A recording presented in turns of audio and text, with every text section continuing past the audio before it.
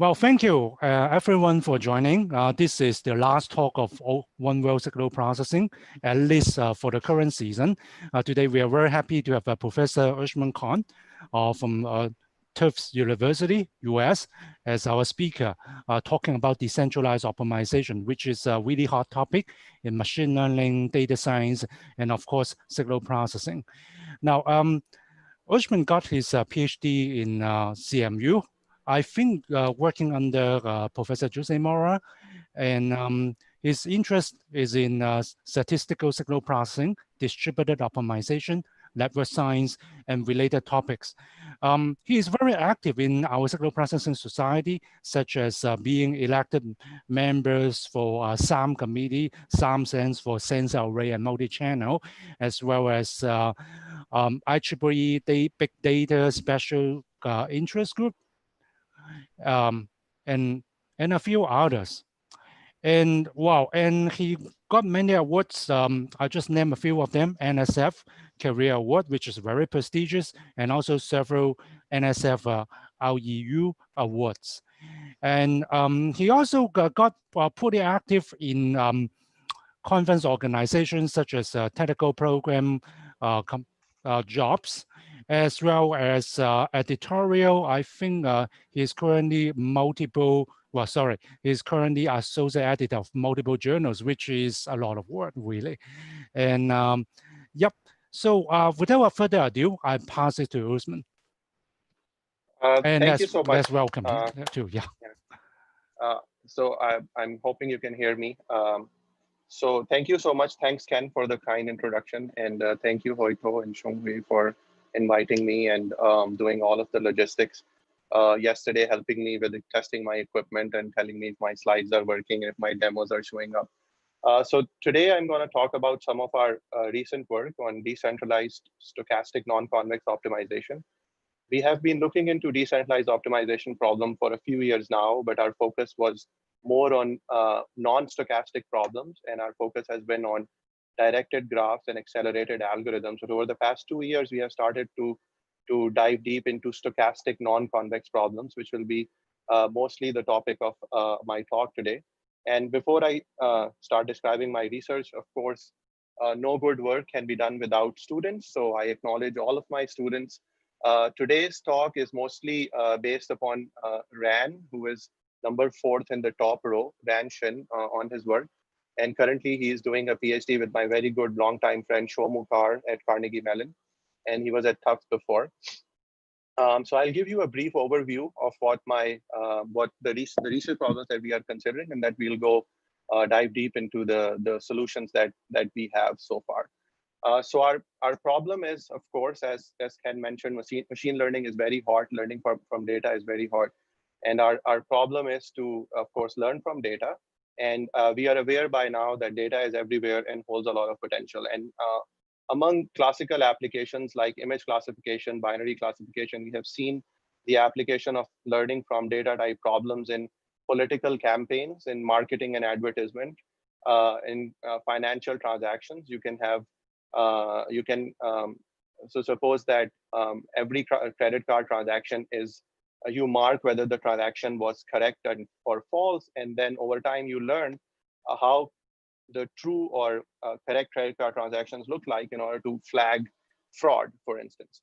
And over the past, a lot of these machine learning problems have been thought of as problems whose solutions are more centralized, so where you have all the data at one center.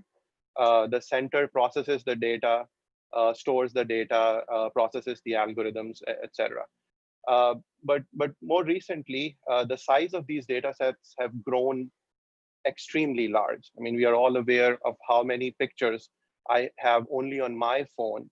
And we can imagine that if we pool all the iPhone pictures or any smartphone pictures together in order to develop a classifier that distinguishes between a male and a female face, just the sheer size of data requires so much computation and communication that the traditional centralized solutions may no longer be practical anymore. The data sets also are private, in certain cases proprietary, so people don't want to share their data, but everybody still is interested in learning based upon this data, because what we learn For example, the ability to distinguish between a male and a female face is of common interest to all of us. So in this talk, I would like to frame some research directions in which we pose decentralized algorithms and we seek questions that can they really outperform their centralized counterparts? But even when we pose these type of questions, we have to think that what does it really mean? I mean, what is fair in order to compare a decentralized algorithm with the centralized algorithm, and how do we go about quantifying this comparison? So during this talk, I will highlight some of these aspects, and I'll explain how we started thinking about these. So a classical example, I'll just use the traditional image processing, image classification example. So we have two images, we want to distinguish between them. Think about a stop sign and a yield sign.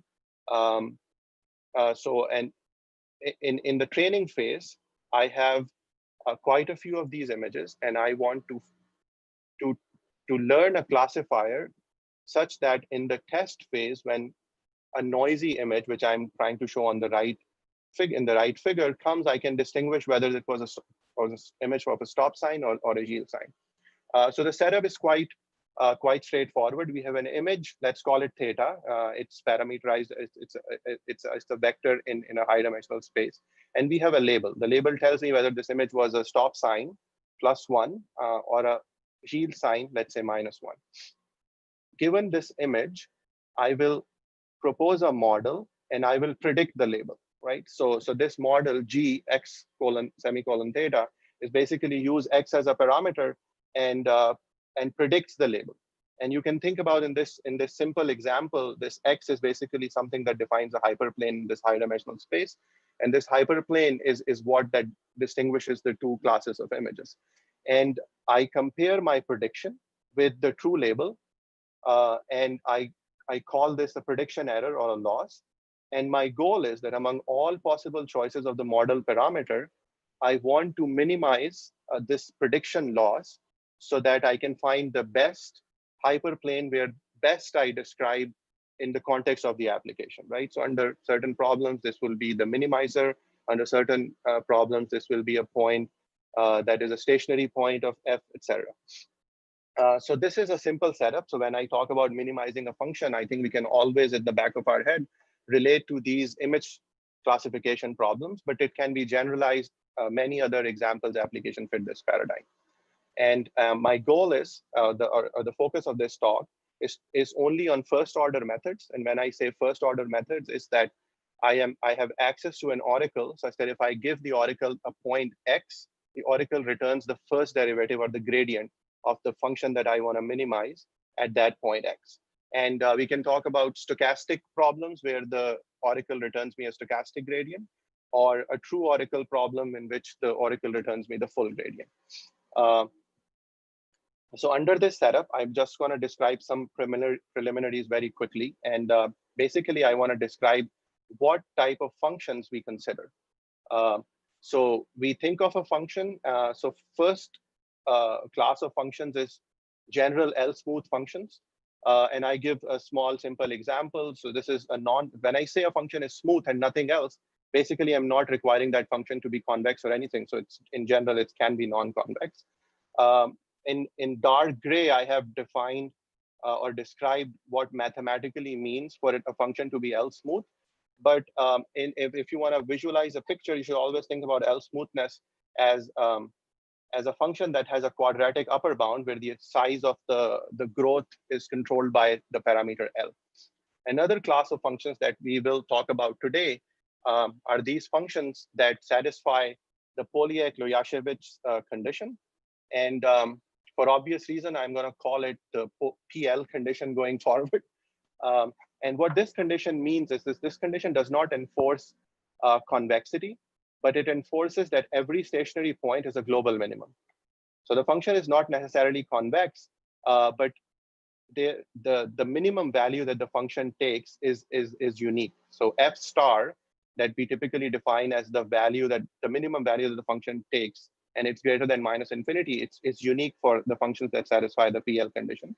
And you can immediately see that strong convexity is a special case of this condition. So what we will do is that we'll prove our results under this PL condition, and whatever we prove is immediately applicable to strongly convex problem.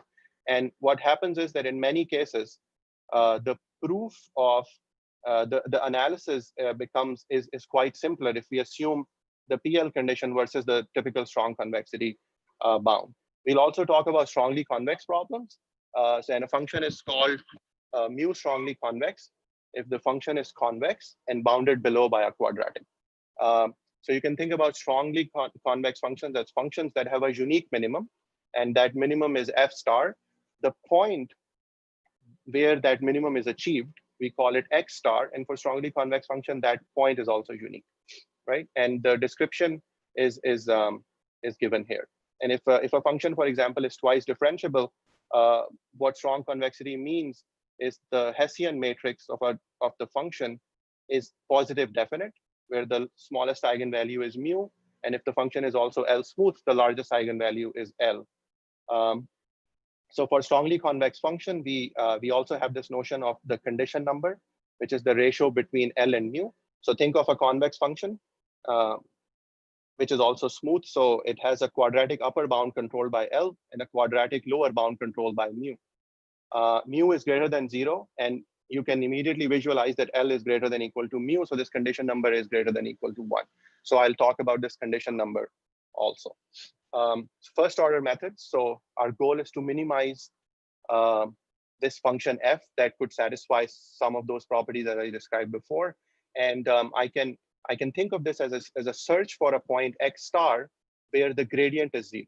Now, if my function is strongly convex, then I know that the point where the gradient is 0 is also the minimizer, the unique minimizer. But if my function is general non-convex, I search for these stationary points, but I don't know whether this is a minimum or a saddle point, right? So these things we can characterize using second order properties, but I'm not going there in this talk at least. So the intuition is that if I think of a function, and the function is differentiable, of course, because you're talking about gradients here. When I move in the direction of the negative gradient, I decrease the function value. Okay. So this intuition, the simple intuition, helps me write an algorithm. My algorithm will be that whatever I know about the point where the gradient is 0, if I move in the direction of the negative gradient, which is minus gradient of f at this point xk, scale it by some step size alpha, then the new point x of k plus 1 will not increase the function value. And if the function is strongly convex, we know that this is strictly decreasing, etc. We have the rates and everything. But in this talk, we also want to focus on stochastic gradient problems where we don't have the full gradient of the function, but instead we have an estimate of the true gradient. This estimate we assume that it is unbiased and has bounded variance. So these conditions can be relaxed, but I want to keep it simple, at least for this talk. So the stochastic gradient algorithm, stochastic gradient descent SGD, is simply given by the equation on the top, where the descent direction is not the true gradient, but a noisy gradient. And the noisy gradient is an unbiased estimate of the true gradient with bounded variance. And I want to briefly talk about some of the metrics that I'll use often in my talk. So we'll discuss results on characterizing the optimality gap. The optimality gap is the difference between the function value at xk, which is the iterate of my stochastic gradient descent algorithm, and the minimum f star. And remember that when the function satisfies the PL condition or strong convexity, this f star is unique. So this metric makes sense, and f star is strictly greater than minus infinity. I'll talk about residual. Residual would be in the context of the iterate. So how far my iterate xk is from the true x star, and in the context of strongly convex function, x star is the unique point that minimizes the function, right? And for non-convex function, I'll look at this quantity, which is described as the mean squared stationary gap, and it basically over the iterates of the algorithm, stochastic gradient descent algorithm xk, it quantifies the 2 norm of the gradient. So you can see that we are searching for a point where the gradient is 0. So if we can show that the 2 norm of the gradient is less than certain epsilon, we can see how the algorithm behaves in the context of searching for the stationary points. We'll also discuss some almost sure results. So in the almost sure results, I'll look into quantities described by this, the probability statement, where asymptotically, I will try to find the to characterize the rate at which the optimality gap decreases. And if I have a probability 1 statement, it basically shows that regardless of when I run this algorithm over all sample paths, this property is satisfied, right? So this is some sort of, I mean, this is a stronger property than mean squared in a sense. When I talk about decentralized problems, of course, I don't have the stochastic gradient descent algorithm at a center, but I have a stochastic gradient descent type algorithm at different nodes in my network that are solving this problem. So each node i's iterate is xk, but I now superscripted by I. And when I talk about decentralized problems, we'll replace xk in all of these above metrics by xki, let's say. So instead of characterizing the optimality gap at the center, I'll try to characterize the optimality gap at each node. Or I could also, and sometimes people use it as the mean of xki's over all nodes. But you can see that the first guarantee, that if I can say that node-wise, it's more stronger than the guarantee on the mean iterate. We'll also, when we have a network, you can think about node I, node J, node K, but now every node has a different estimate of the point that we are trying to find. So we'll talk about agreement error in some cases, which is the 2 norm of the difference between the iterates at two different nodes. And in the context of decentralized algorithms, especially when I mentioned earlier that I want to study how they compare to their centralized counterparts, I will look into network independent behavior. By that, I mean is that we'll study the performance of these algorithms, that can the performance be characterized independent of the network? For example, regardless of how the nodes are communicating, the performance is like this. And we'll also describe speed up compared to centralized counterparts, and I'll explain this in a little more detail down the road. So decentralized first order method. So let's try to formulate the problem. I want to minimize a function cap f, where cap f is the sum of functions f sub I, and these f sub I is the function that is available to every different node, right? And my goal is to search for a stationary point x star such that the gradient of the sum function at x star is 0 and not individually fi's.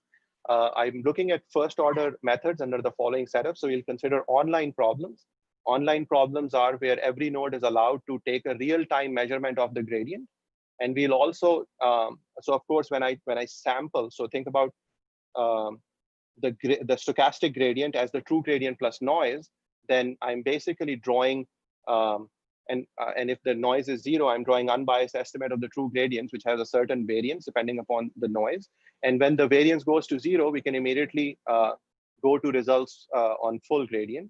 And I also talk about batch problems where each node is given a set of data points. So think about images on your smartphone. You could have 40,000 images. Someone could have 400,000 images, right? So everybody has these images, and you are allowed. I mean, and you process this data per iteration of the algorithm. And we assume that each local cost is L smooth, and we assume that the global function has a minimum f star, which is strictly greater than minus infinity. We assume that the data is distributed over the nodes, and the nodes communicate over a strongly connected graph. Some of these things can be relaxed, especially on the graphs, but in order to keep it simple, I'm just talking about strongly connected graphs here. So let's think about a simple case study, right? So if I want to fit a line through a certain number of points, and let's see that node purple has, node magenta has 4 points, node blue has 4 points, node orange has 5 points. Depending upon what type of measurements I have, each one of these nodes will give me a different estimate of the line. In certain cases, the trend, which the true trend is downwards, but the orange node may say that the trend is upwards. So you can see that if we don't combine the data, right, if we don't solve this problem collaboratively, what any node learns on its own could be completely off from where the global knowledge is. And in this case, what we are missing is that the requirements for a decentralized algorithm should be that all the nodes agree on something, and the agreement is the optimal solution, but this local gradient descent does not meet either one of these. So we go to the first decentralized algorithm that came out in about 2009, which is called Decentralized Gradient Descent.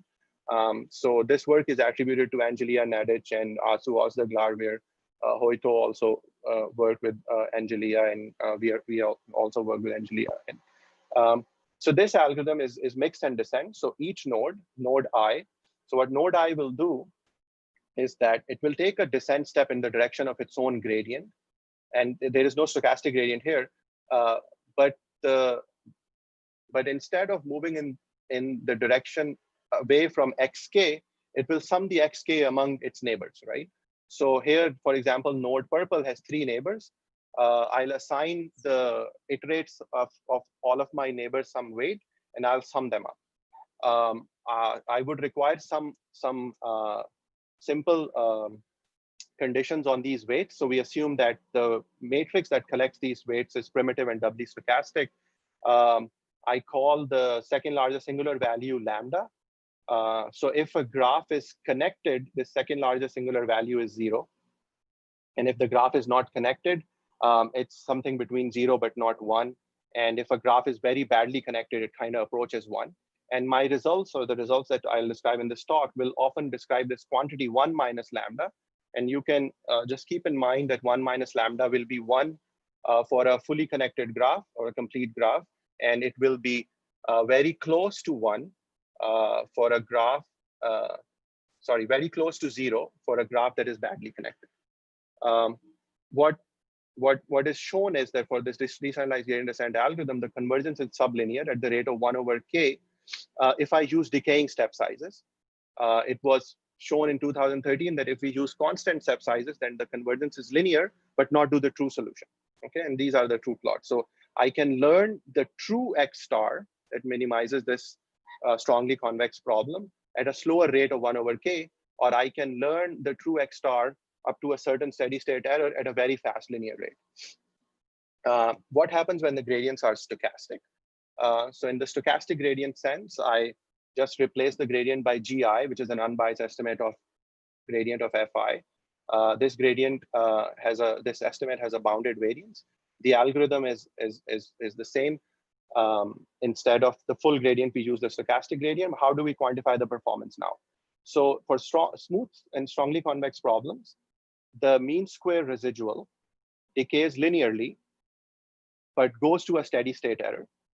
The steady state error is defined by, so I'll discuss this later, but this red part is the steady state error that is given by centralized mini batch stochastic gradient. And by mini batch, so this thing will come again and again, and I'll describe it now. By mini batch, I mean that the gradient that the algorithm has access to little n gradients per iteration. So that's the size of the mini batch. So if you think about it, then the decentralized algorithm, I have n nodes, but each node takes 1 sample of the gradient per iteration. So at each iteration, the size of the data is the same between centralized mini batch of size n versus decentralized algorithm where each node sample once, right? But of course, I have n of the n nodes now. For smooth non-convex problem, so it was shown that the mean square stationary gap is this quantity, where the red part is the centralized mini batch stochastic gradient descent, and the part on the black side, you can see that it has the notion of 1 minus lambda, which comes from my graph. So this is the effect of the decentralized network. What we can see that in both of these cases, there is this quantity. So nu square is the variance of the stochastic gradient, right? So that's, of course, that because we don't have true gradients, we have this nu square term. But even if nu square is 0, we have full gradients. You can see that the steady state error depends on this quantity eta in strongly convex problems, or zeta in non-convex problems, which is defined by the distance or the gap between how my local function compares with the global cost, right? So if the local functions are too far from the global cost, I'll incur a large steady state error.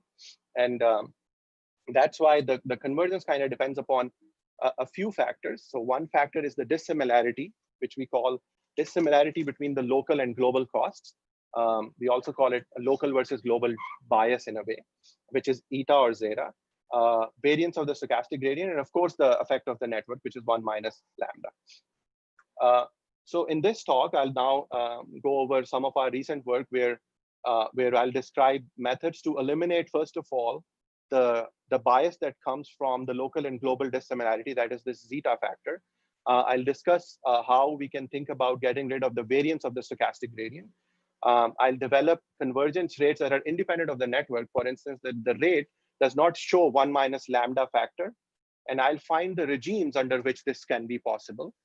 And I'll show you precise statements on mean squared and almost short convergence. We'll discuss speed up with centralized counterparts, and we'll discuss what optimal rates are or optimal ways of solving these decentralized problems are. So the first kind of topic of my own research that comes from, and the work that I want to describe is gradient tracking, right? And a lot of you may have seen gradient tracking before, and I'll describe this in a bit. And with the help of gradient tracking, I'll show that in decentralized stochastic gradient descent, we can remove the effect of the local versus global dissimilarity bias, right? So let's first think about the basic intuition behind the setup. So if I think about decentralized stochastic gradient descent with full gradient, so I don't have the stochastic gradient, but the full gradient here, we know that the performance is impacted by the distance between the local versus global, right? The reason behind that is that, so suppose that everybody knew the true X star, right? So I put X star here, I put X star in the gradient, and I put because the weights are stochastic, they sum to 1. The first term in this last line after the inequality sign becomes X star, right? Because the weights sum to 1, and X star is a constant, doesn't depend on the nodes. But the gradient of the local function fi at X star is not 0, right? What's 0 is the sum gradient at X star. So this quantity will give me a certain non-zero number, and you can immediately see that the result is going to be X star minus something non-zero. So the result is not going to be X star, or X star is not a fixed point of decentralized gradient descent with full gradient. And one way, which was proposed back in 2015 in some other groups, parallelly, it was to replace this local gradient by an estimate of the global gradient. Okay, so the idea is very simple. So I'm going to replace gradient of fi with an estimate of the global gradient in order to avoid this problem of the local versus global. And this is how the algorithm looks like, right? So instead of taking, so you can see DSGD, stochastic gradient descent, is the algorithm in the second line. But instead of using GI, I'm going to use another Y variable, where the Y variable tracks the global gradient, right? So the equation of the Y gradient is up there, but you have to trust me that this Y variable tracks the global gradient at each node I. So with this, what happens now is actually quite remarkable, right? So you can see that DGD with full gradient now, with a constant step size, gave me a steady state error. With decaying step size, I can learn the true X star for a strongly convex problem, decentralized linear regression, but I learn it at a rate of 1 over K. But when I add gradient tracking to it, I can recover linear rate, which is exponential in a non-log scale, through the true X star. So I learn X star exponentially fast for smooth and strongly convex problems when I use gradient tracking, right? So without gradient tracking, convergence is linear at best if I use constant step sizes, but I get this global versus local bias, right? And with gradient tracking, I'm able to eliminate this bias. And my goal in this talk would be that what happens when the gradients are stochastic and can we recover similar properties. So here is the first result. So now I'm going to consider gradient tracking plus decentralized stochastic gradient descent with a constant step size. And my goal would be to establish results where I don't get the performance as a function of the global versus local dissimilarity bias, eta or zeta that I showed you before. And first, I'll consider smooth non-convex problem that satisfied the PL condition, right, that I described earlier. So this is the first result, and it basically shows that the mean optimality gap decays linearly to a steady state error, where the steady state error is only the function of eta square, which is the gradient, which is the variance of the stochastic gradient. So you can see that the effect of the local versus global dissimilarity bias is removed. And in fact, we can recover the full gradient rate if I put nu equals to 0, right? If nu equals to 0, I'm not using stochastic gradient, and the limit, and so the optimality gap decays linearly and goes to 0. We can also show that if I chose the step size in a certain way, then the second term in this expression behaves the same as the first term, where first term is the performance of the centralized mini batch stochastic gradient descent. So under a certain step size, I can show that the performance of gradient tracking plus decentralized stochastic gradient descent is the same as centralized mini batch stochastic gradient descent. But remember that the mini batch is sampling n points per iteration. So if I compare with an algorithm which is sampling 1 point per iteration as a centralized gradient descent, then my performance is n times better, right? So this is what I mean when I say linear speed up or an improvement by a factor of n. So we can argue whether this is a good metric or whether I'm being fair, because of course, I mean, think about it. Center has 1 gradient, and my decentralized network has n gradients. Each machine is doing the same computation as the center, but they are communicating among each other.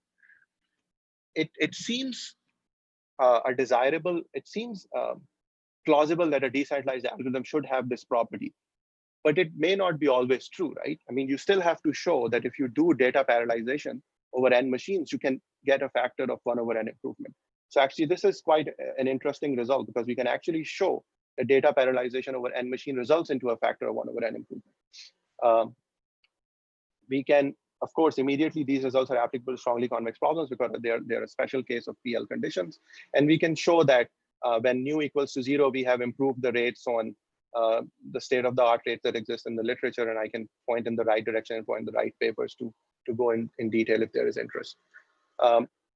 The next step would be to discuss the smooth non-convex problems. Of course, the previous result was on non-convex problems that satisfy the PL conditions. This is general smooth non-convex problems. And here what we have shown is this bound. So basically, this is a lot to parse, but let's take it step by step. And basically, I'm saying that if the step size, for any step size that lives in this range, and you can see that the number on the right is a strictly positive number, the mean square stationary gap has this upper bound, right? So this upper bound has 2 terms. One of them is the same as the centralized mini batch SGD that uses n gradients per iteration. And the second term is the decentralized network effect. But what is more important is that this rate is actually true for all k, right? All capital K. So this is a non-asymptotic rate. This is a rate of what happens to this algorithm at every iteration of this this algorithm. So we can have non-asymptotic characterization, and when I take k goes to infinity, we can have asymptotic characterization, right? So we can show that when under certain step size, this is non-asymptotic, so k is fixed now. If I choose k to be large enough, right, then this is the precise expression of that k. See, this k is not infinity. Of course, you can say that for bad graphs, this k is pretty large, sure, but this k is not infinity. When I do this, the decentralized network effect is this disappears, right? Because it's absorbed by k in a way. And the performance is independent of the network. So basically, the result is saying that if you wait a capital K number of iterations, after that number of iterations, the algorithm will forget what the underlying network was. The underlying network could be very bad or very good, doesn't matter, right? For the asymptotic characterization, I'll just take k equals k going to infinity. I'll remain with this term. And you can show that if I choose a step size according to this specific bound, then again, I match the performance of the centralized mini batch STD, which means that a center that is drawing 1 stochastic gradient, the decentralized algorithm is then performing n times better than that, of course, because it is using n nodes and it is using communication. So this is a quick demo on the linear regression problem. So we have a node of a network of 100 nodes. Every node is given 1 point. So you can imagine that if I give you 1 point, if I ask you fit a line any line is a good fit, right? That crosses through that point. And here I'm trying to learn both slope and intercept. And everybody is, and the nodes are sharing information according to this network, and they are trying to learn this global line, right? And I'll show this again. The centralized gradient descent, of course, is very fast. The decentralized one with a constant step size with gradient tracking is the solid blue line. So you can see that the convergence is linear. It keeps going down. If I don't use gradient tracking, with decaying step size, the error keeps decreasing. So that's the black line, but the rate is very slow. And if I use constant step size, the error comes down very fast, but then there is a steady state error. And you can see that with a constant step size, decentralized gradient descent does not even guarantee agreement among the nodes, right? Because every node's estimate of this line is different in the bottom right figure. And here I'm plotting randomly chosen 10 different nodes from this network of 100 nodes, right? So this is how it looks like in a dynamic kind of a setting. So this is the same plot on the left when I use gradient tracking with full gradients. And we can see centralized gradient descent, of course, is fast. Then I have the decentralized one, linearly converges to the truth. And then I have the ones without gradient tracking. But what happens when I add stochastic gradients now? So of course, when the centralized gradient descent with stochastic gradient does not converge to the truth because of the variance of the stochastic gradient, but you can see some sort of a similar behavior where there is a steady state. The steady state is a function of the stochastic gradient, variance of the stochastic gradient. And no one kind of converges to the truth now, right? So everybody converges in a ball around the true X star. And now the next part of my talk would be how do I address the variance of these that comes in play because of the stochastic gradient, right? So for online problems, remember when I'm allowed to take one measurement in real time at every step of the algorithm, the fix that I will show you is decaying step sizes. Of course, we cannot recover the fast rates because of constant step sizes. But for batch problems, I'll show that we can recover linear rates. And the batch problems are where we are given a set of data and we just pick data from my batch. So this is the first result on gradient tracking with plus decentralized stochastic gradient descent with decaying step sizes. So again, a lot to parse here, but what this lemma is saying that if you pick the step sizes according to a certain 1/k type of rate, and this is for non-convex problems satisfying the PL condition, then the mean optimality gap behaves according to a certain pattern.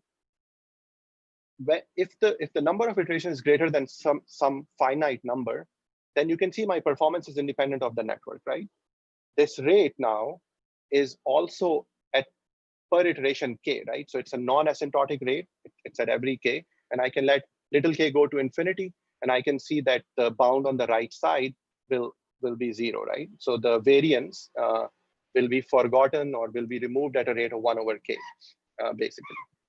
And we can discuss how this work compares with the other methods that are the other approaches or analysis that is out there. In the same notion, for smooth non-convex problems satisfying the PL condition, we can talk about almost sure results. And basically, these results guarantee pathwise rates. And to the best of our knowledge, I mean, these are the first results that characterize these pathwise guarantees for decentralized stochastic optimization. And of course, because this is for PL conditions, immediately we can draw pathwise results for strongly convex problems because those are a special case of the PL condition. And after this, my focus is now on the batch problems, right? Where I'm not drawing measurements in real time, but I'm given a batch. So this is how I'll describe it. So each node possesses a local batch. The size of that batch is m sub I, right? So I have a lot of images. To has a lot of images. Ken has a lot of images. I can have images of all, let's say, elephants. And I want to find a classifier that distinguishes between an elephant and a dog and a cat, right? So alone, I cannot really do much. Somebody could have a diverse data set of a smaller size. Somebody could have a larger data set, smaller data set, mix and match, right? The data could be very arbitrarily distributed in terms of quality and quantity among different nodes. Everybody, the total number of data size at node I is m sub I. Okay, so that's the gradient computation, of course, in this case, because my function is a sum over these local, over everybody's local batch, is the sum over m sub I. So you can see that if I use full gradient descent, it's going to be prohibitively expensive because I need to compute a gradient at every data point, right? So an efficient method, of course, is to sample 1 point per iteration. So I have 40,000 images. At every step of my gradient descent, I'll just pick one image, right? And we can do this decentralized. It's going to be stochastic now because I'm randomly drawing images from my batch. But the performance, as I showed you before, will be impacted by the stochastic gradient variance and the local versus global bias, right? So this is the framework that we devised last year, which we call GTVR, right? So you remember that gradient tracking helps me eliminating the bias that is between my cost versus the global cost.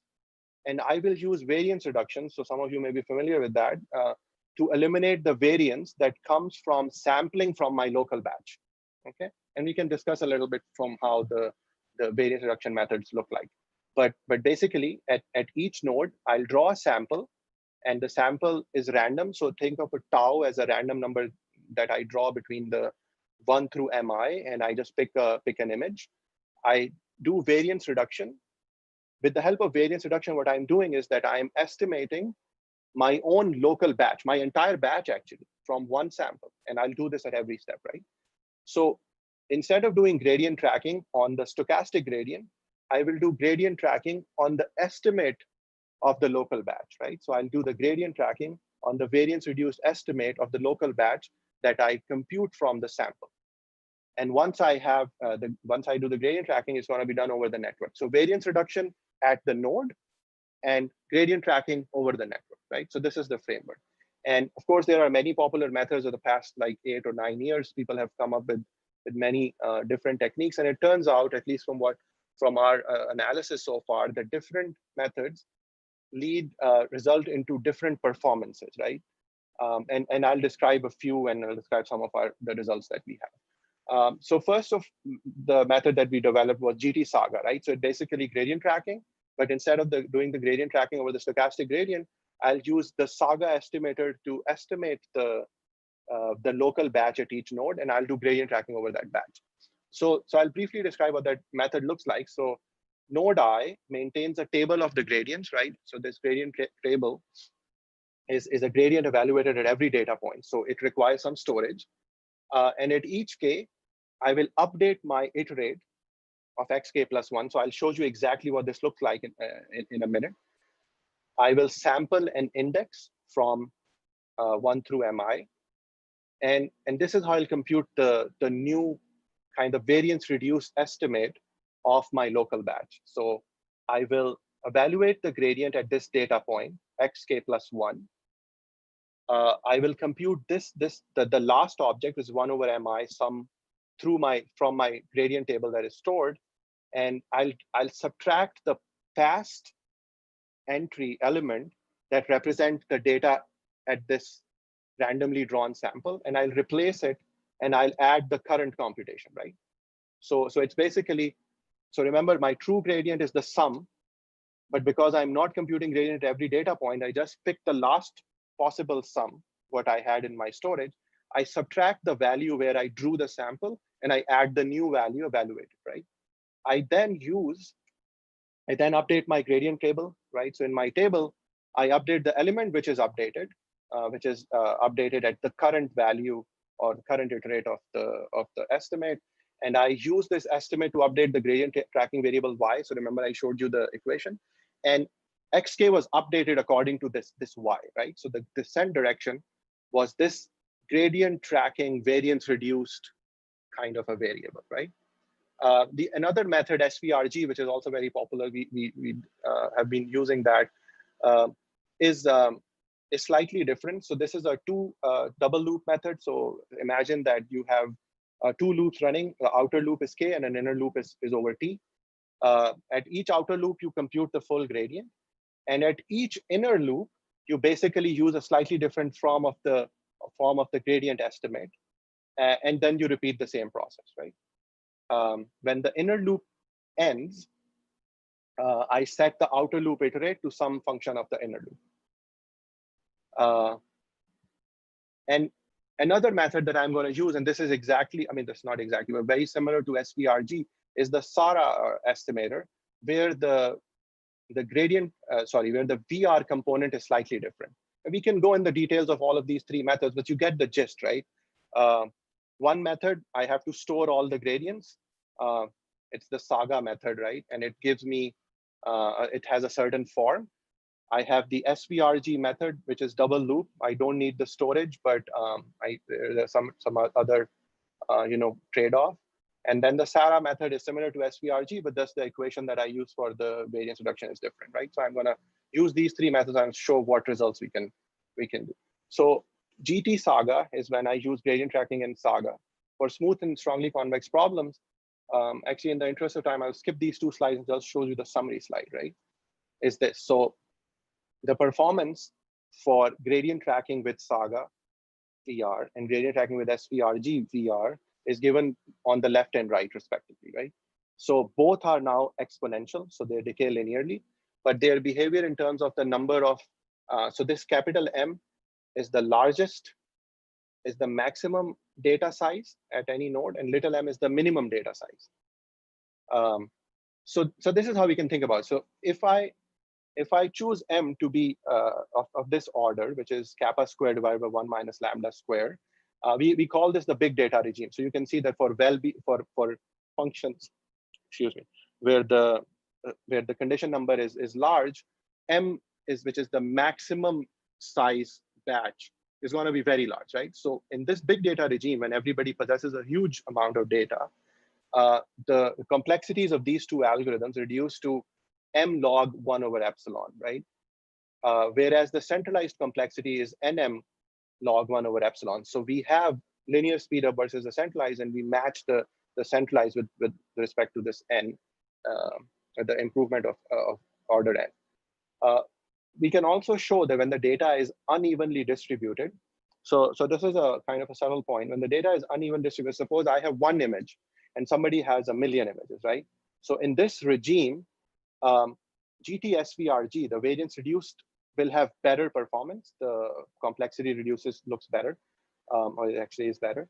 But you can imagine that because SVRG has two loops and the inner loop runs over the size of the data in a way, the inner loop will take much longer to finish at certain nodes versus at certain node where the size of the data is small. So in that sense, SVRG requires some sort of network synchronization. Like for nodes that have smaller data, will just be sitting idle, waiting for other nodes to complete. So SVRG kind of have a complicated network synchronization component as compared to Saga, where Saga has the storage component, right? Everybody needs to store gradients. And this is some results. So I think the figures will capture some of the aspects that I skipped in the theorems. But you can see that the left two figures are on Saga and SVRG and their performance over three different type of graphs, right? So one of them is the ring graph, one of them is the exponential graph, one is the complete graph. Complete graph means everybody talks to everybody else. And you can see that the performance, you cannot really, over all three graphs, both of these algorithms behave pretty much the same. And that is what, empirically we mean when we say network independent results, because it in the regime of big data, right? When everybody has, enough data points, the algorithms are kind of invariant to the network topology. And the last figure shows the number of iterations that centralized Saga takes to reach a certain accuracy, divided by the number of iterations GT Saga takes, which is decentralized, to reach a certain accuracy. And you can see that the speed up is about order n, right? So this is empirically, we demonstrate what we mean about linear speed up and network independent behaviors. This is comparison with related work, and I'm happy to discuss the details where applicable, but you can see that decentralized stochastic gradient descent converges with a steady state error, etc. over different data sets. You can see how these algorithms behave. And this is the last topic or last algorithm that I describe in this talk. And this is on GT Sara. So gradient tracking is the same as I showed before, but for variance reduction, I use the Sara method, which is similar to SVRG, but slightly different, right? And for smooth and non-convex problems, which is general, smooth, and non-convex, there is no PL condition here, we can show that for any number of inner loop iteration, if the step size is constant less than up to a certain bound, then the outer loop iterate follows these two almost show results, right? That on every sample path, the gradient norm in the limit goes to 0 at each iterate, global gradient norm, and also in the mean squared sense. And on the gradient computation complexity, which is basically the number of computations you need to reach an accuracy of epsilon, this is the result. So ignore this result because I'll explain this in the next slide. The number of gradient computations across all nodes in the network, the total number I need is this curly h, right?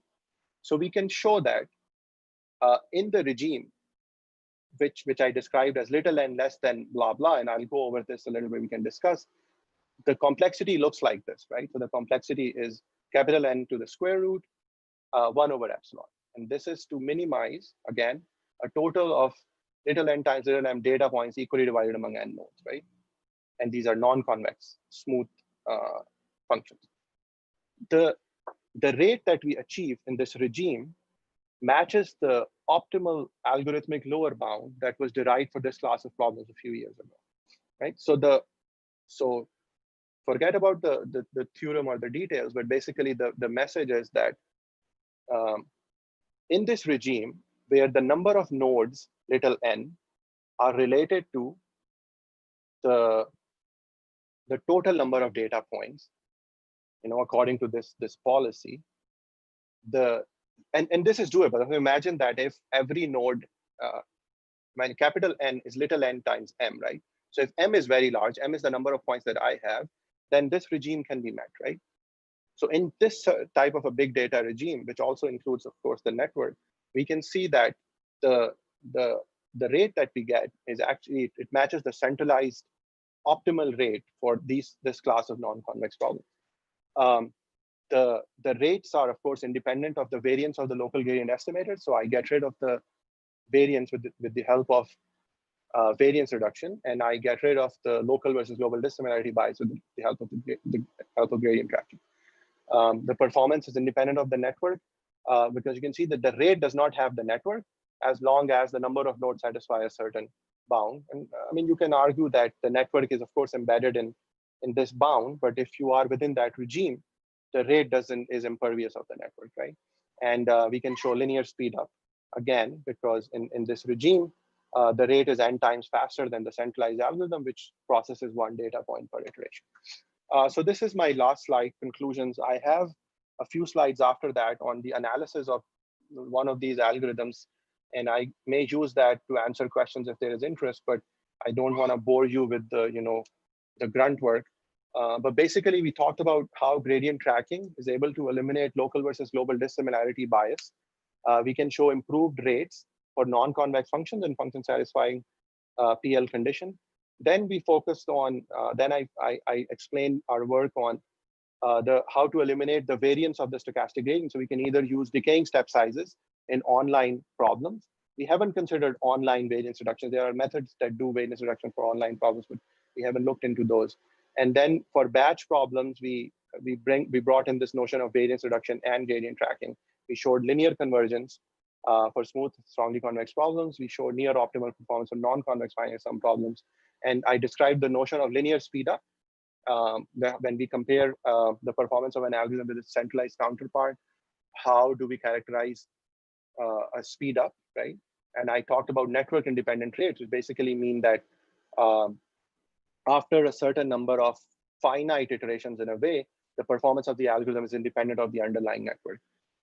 And these are the regimes, right, where decentralized methods can actually outperform their centralized counterparts at the expense of data parallelization and communication among the nodes, right? So, and on this slide, I'll conclude, and I'm happy to take questions, critique, and feedback. So thanks, Usman, for the very nice talk. Okay, so we have a bunch of questions lined up in the chat box. So actually, the first question comes from me. So, Okay. okay. So actually, can you go back to the theorem where you described the non-convex problem with GT DSGD? So like in the first part of the talk.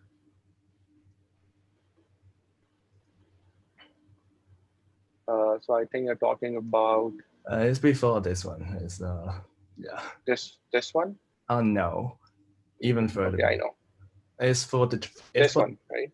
Yeah, indeed. It's this. Yeah, it's this one. And Exactly. we have two characterizations: non-asymptotic and asymptotic. Yes. Right. So I think you mentioned that. So I think you mentioned that something like you have to choose the step size to be like proportional to 1 minus lambda to the power 3, something like maybe the not. Yeah, here. So precisely here. So I also wonder. So if you choose such a small step size, doesn't that also reduce your rate of convergence, like in a transient term? So like there is a term where it is 1 over alpha k. So how should you do the trade-off between the weight and steady state performance? I mean, so you can see that in order to get the result of the theorem, right, the range of the step size is above there, which is 1 minus lambda squared to the square, whatever. Yeah. In order to get the network independent rates and the regime where we can show, faster or improved results as compared to the center, you need alpha to be like this. So I agree with you that if I remember I told you that lambda is 0 for the best connected graph, and for really bad graphs, lambda is going to approach 1, right? So 1 minus lambda is a very small number, and you take it to the power 3, alpha could be very small. So of course, I mean, if the graph is really bad, really bad, then this alpha is going to be very small. There is some, my answer would be, we are trying to improve it. It will be great if we can improve it, but if we can improve it, we'll just get a better graph, right? Okay. Yeah. All right. So thanks for the answer. So the next question is from Aldo. So Aldo, can you unmute yourself? Sure. Hey, everyone. Thanks for your nice talk. Yeah, I have just a very simple question. I mean, it's more of curiosity because you mentioned that this matching of the rate and the performance of the centralized system. If you, for example, consider even a simpler case, a special case of the PL, so you're, for example, strongly convexity, there is a kappa, a condition number that you have in your formula, right? I guess it's the previous result, the slide before this. Yeah. Here you have this kappa, right? Yeah, here. Number. My question is that, are you assuming implicitly that this is L divided by mu, right? But which L and which mu? In the sense that, are you implicitly assuming that all the functions Fi, the expected value, have the same mu, or they can have different mui's, and this mu is the global one, the one of the centralized function? Okay, this is a good question, and I can, in order to not be wrong, I would want to look at the precise theorem and the assumption where we proved it. But if I remember correctly, we only want the global cost function capital F to satisfy the PL condition, which means that we only want the global function F to be strongly convex, but not every local one. And we want each local one to be L smooth. But this is to the best of my knowledge and according to what I have here. Okay, so but I can always look at the. I see. Okay, so basically you mean that this means that the mu that you have in your definition of kappa is the one of F, big F. By L is the max of the Li's. By L, the Lipschitz constant is the maximum over all the Li's, right? Yes, to the best of my knowledge at this moment. Okay. Yeah. Okay. Thanks for the question. Just to understand. We can definitely, take the follow-up offline, and I'll be happy to point you to the right results. And I'll be very happy to take your feedback and suggestions on this work on how we can improve or how we can, zoom into the results. All right. Yeah. Okay. No, it's just because if you apply the centralized one directly on big F, you get L of the F and mu of the F, right? Of the big F. Yeah. So if you this is the key, an interesting, right? point, because it's not clear if you are paying because of decentralizing, you are paying with worse in terms of worse constant, or if you can still match exactly the same rate with the same constant of dependence, because kappa, the global kappa, can be much smaller than any of these other surrogates like Lmax. Actually, this is a very good point, and we'll look into this more closely so we can have more precise statements on. I understand your point. Actually, This is a very good point. Yeah, thanks. Yeah. I would be happy to discuss this with you offline. I mean, or whatever. Yeah, sure. Know each other, so it would be great. So Aldo, just for your information, okay, I think the students when has answered sort of your question in the chat box. So maybe you can take a look at this. Okay, thank you. All right. Yeah. Okay, sure. He is the soldier in the army. Yeah. All right. I think the next question comes from Ken. So can you unmute yourself? Yeah, it's just a very general question rather than a very technical question like those from Aldo or from To. Now, you are assuming synchronous update, right? So what would you say in terms of the bigger picture on the research development in this decentralized optimization to embrace asynchronous update? Now, which is also quite reasonable assumption, I would say. Yeah. So there is quite a bit of work more recently on asynchronous communication models, and especially, what happens under not asynchronous, but communication packet drops or noise or something. So we are familiar with that work. We have, not in the context of non-convex problems, but in the context of strongly convex problems, we also have a paper on time varying directed graphs, where at every instantiation of the algorithm, the graph does not have to be connected. But we uses this notion of bounded connectivity, and there is a parallel work by, I think, Chipu and Angelia Nedic, which uses this notion of mean connectivity of gossip type protocols. But even in those protocols, we assume that the system is kind of synchronized, right? Everything happens at a certain time clock. So there is work on asynchronous versions of decentralized algorithms, but this gradient tracking and variance reduction type of framework is to a certain extent is quite new. And I think, in my opinion, we are still trying to develop the best weights in the nice, good regimes of synchronous and good graphs. Once we close all of this, right, we definitely want to go towards asynchronous type problems. But I think the existing work is not on these, I would say, more modern approaches of gradient tracking and variance reduction, etc. I mean, maybe in the context of decentralized variance reduction, I'm not sure, but there is potential, but it is not something that we have considered. Yeah. Mm-hmm. Now, maybe I add one more question. Now, I'm not expert in this topic. Now, I tend to be extraordinarily intuitive, but what we could think of in asynchronous case is that let every node to do whatever it can, or multiple local update, essentially. So this is completely intuitive. So now my question is really that for people actually work on proof, is it true that in the asynchronous case, things that we engineer things are intuitive are not necessarily that correct in a provable way? That is true in a way. I mean, so if you think about asynchronous, I think it's a very challenging problem. So typically when we think about asynchronous communication, so think about this, I assume that if the network is undirected and if the communication is asynchronous, I'm assuming that this asynchronous communication is happening bidirectionally. It's implicit because I'm assuming undirected graph. But you think about it, even this bidirection, to guarantee bidirection in an asynchronous way, I think it's a little, it's a strong assumption, right? So it could be that I am talking to you in a certain different asynchronous pattern, but your communication to me is different. So I think we have to, and I mean, and that's why. So I've a few times with my students, we have tried to conceive this notion of asynchronicity, and I mean, there is work, for instance, by Mike Rabat, who have recently looked into these asynchronous protocols.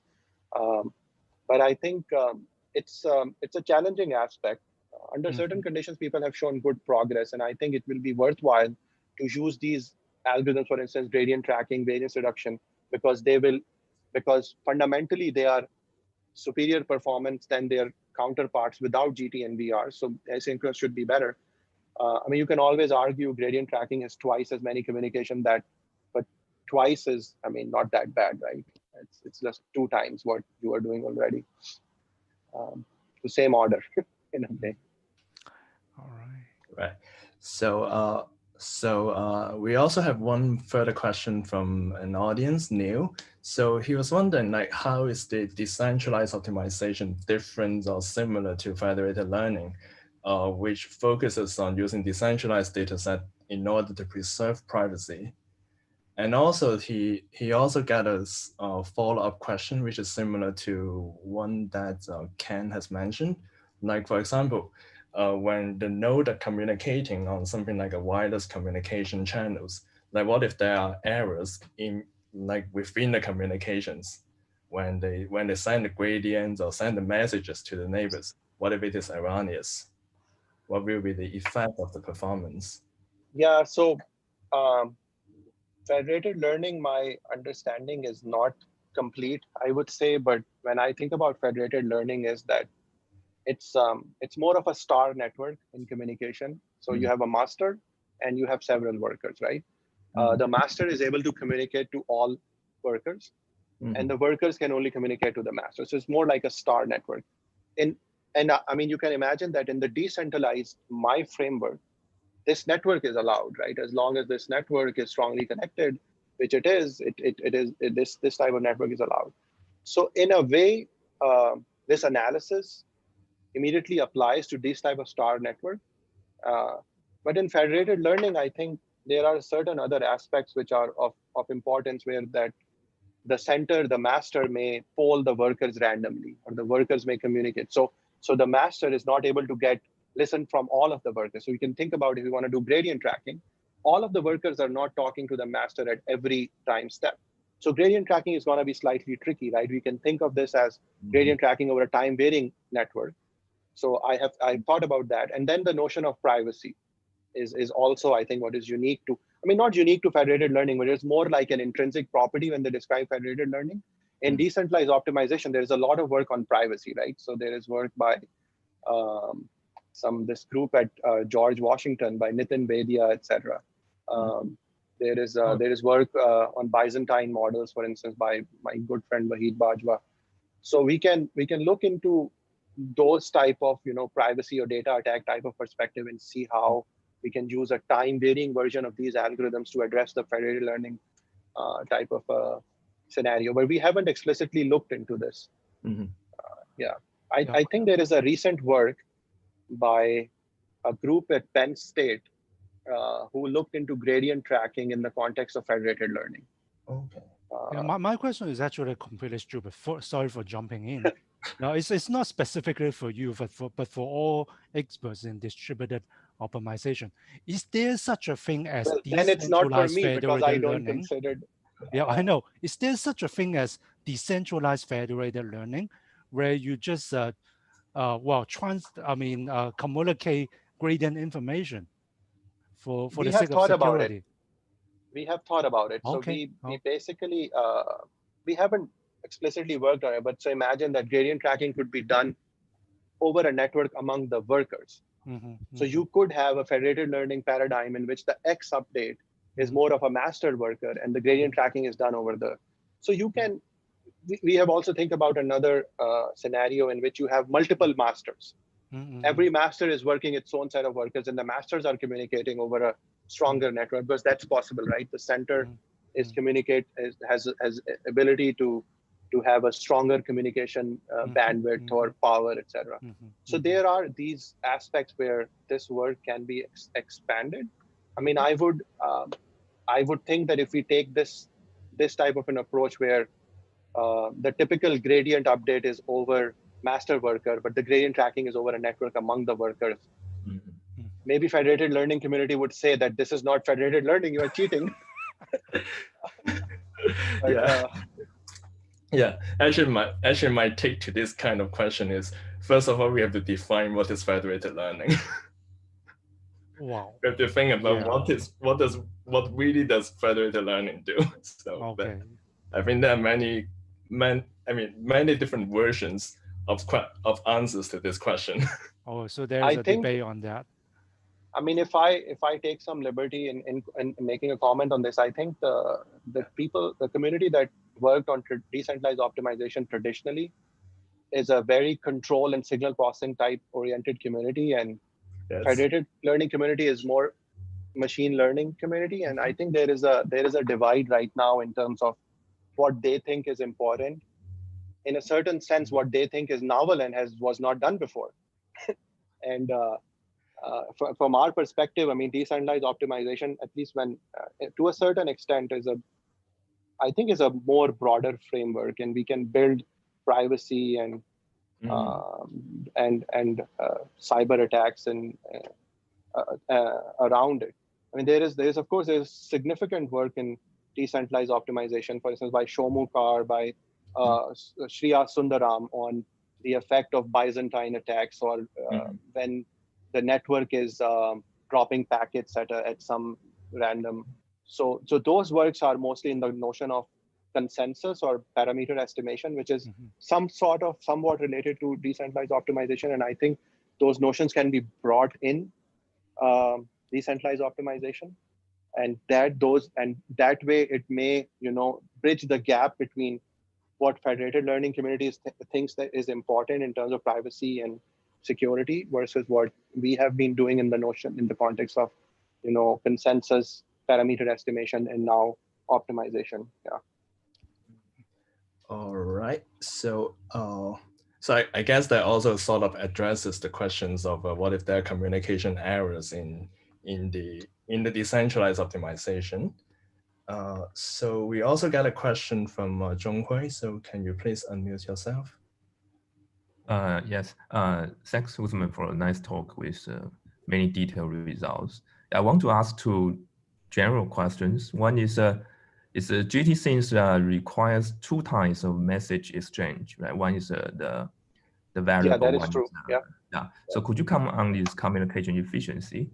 Also, in your result, you eliminate the gap between the local gradient and the global gradient in the bounds. Does that mean that the algorithm is more immune to the non-ID data distribution? So for your first question, yes. So GT is basically exchanging the estimate of the gradients among the nodes. So in the typical decentralized stochastic gradient descent, you only exchange the iterates. But here you exchange another variable, so it's twice. In a parallel work, we have shown that you can use completely different graphs. So for the two updates, doesn't matter.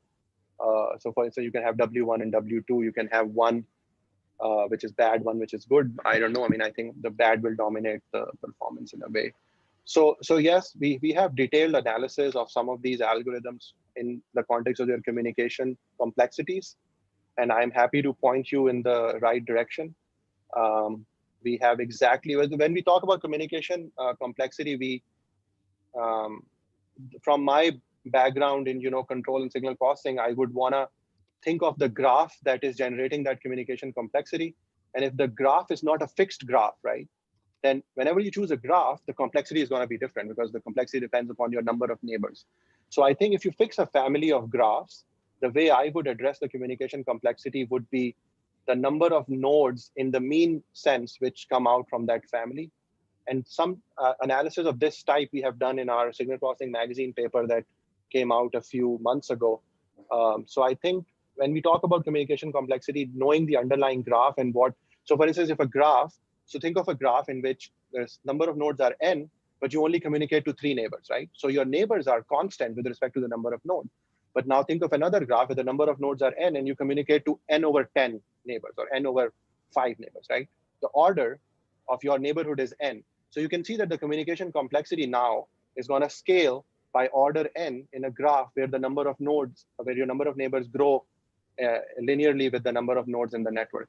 So I think this is a subtle point, but we cannot just say, I mean, I agree with you that the communication of GT is twice, but exactly in terms of how many messages we need to exchange depends upon what type of graphs we are generating. So for the other, since we eliminated the gap, local and global gap. I believe that you are right. So the data distribution across all nodes could be completely arbitrary. And that is one great thing about gradient tracking, because it doesn't matter how you're, and as I showed you, right, one node can have images of just one type, and another node can have images of a completely different type. And alone, I mean, so for instance, I may have never seen a horse. And if you ask me to distinguish between an elephant and a horse, I mean, good luck with that, right?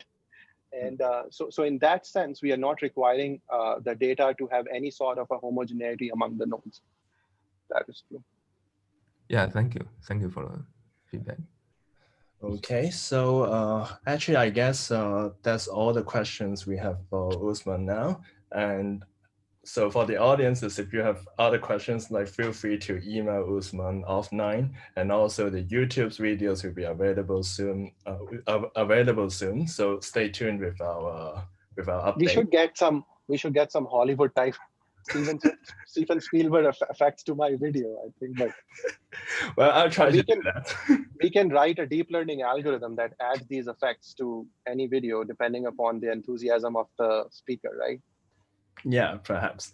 So, but anyway, so lastly, I would like to thank everyone for participating in this seminar series for the past 2 or 3 months. So basically, your support and participations have been so important for the success of the seminar series. So so from now on, we're going to take a short break and be back with a season 2, maybe in a month or 2.